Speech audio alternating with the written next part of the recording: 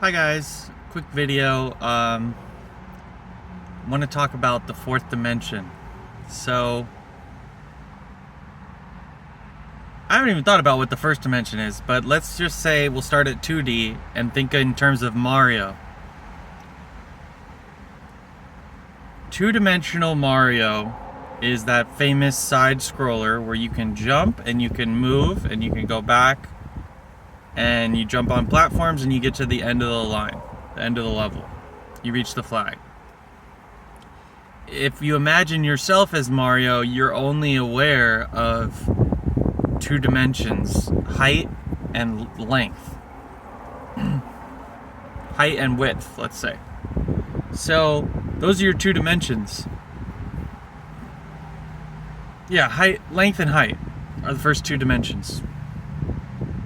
Now, okay, so I guess a one-dimensional would be like something just growing straight up. Like a progress bar or something. But okay, but forget that. I'll explore one dimensions later. So 2D, you're Mario, you're jumping along, and then 3D Mario comes out, Super Mario 64, and that, imagine if you're Mario again in that video game, now suddenly you can go forward and you can jump, but you can also go left and right.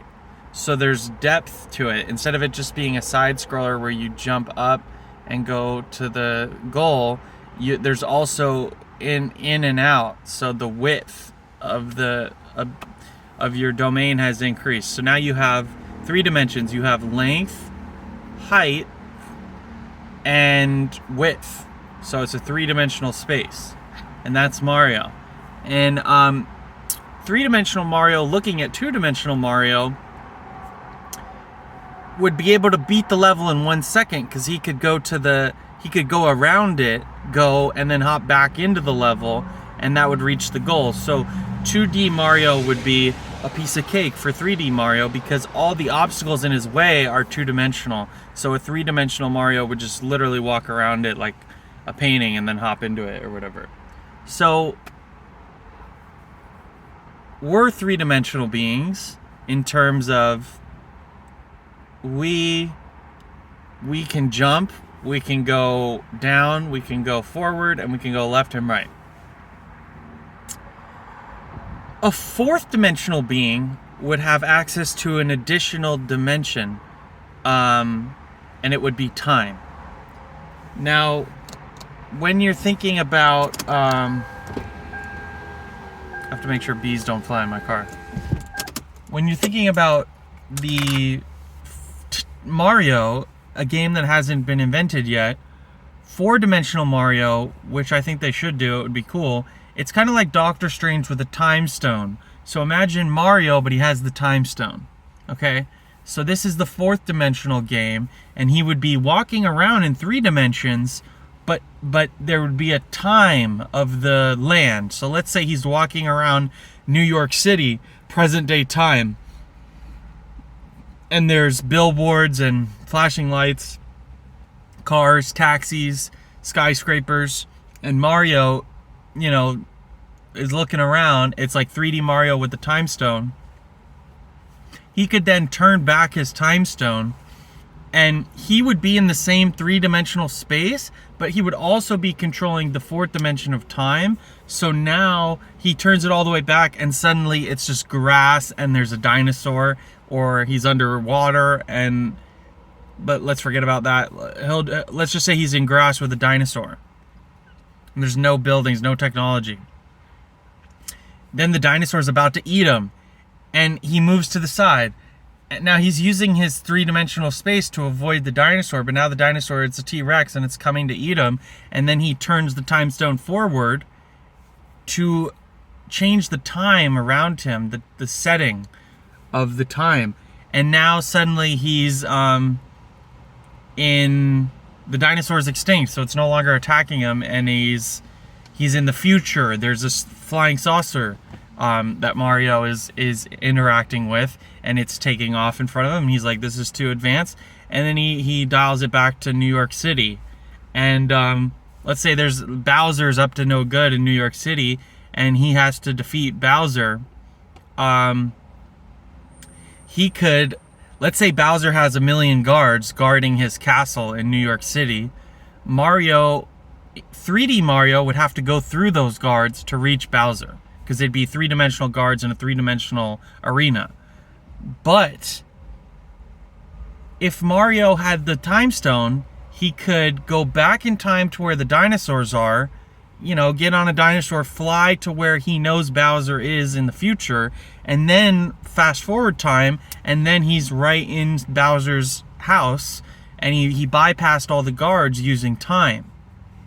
So just like the 3D dimensional Mario can bypass the 2D levels by going around it using width, a 4-dimensional being could use time.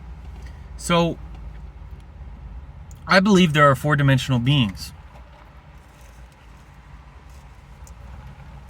And God, if he exists, would be at least 4-dimensional. So if you die, you might even become a 4-dimensional being.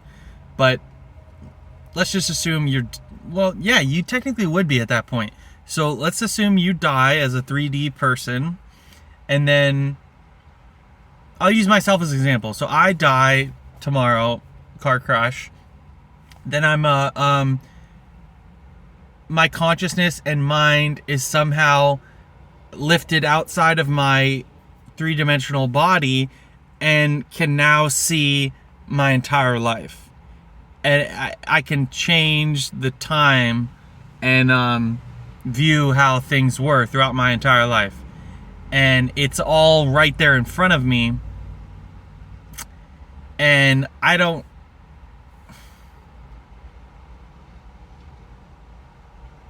you could technically walk through walls if you went to a different time where that wall wasn't there, and then passed through the wall and then went back.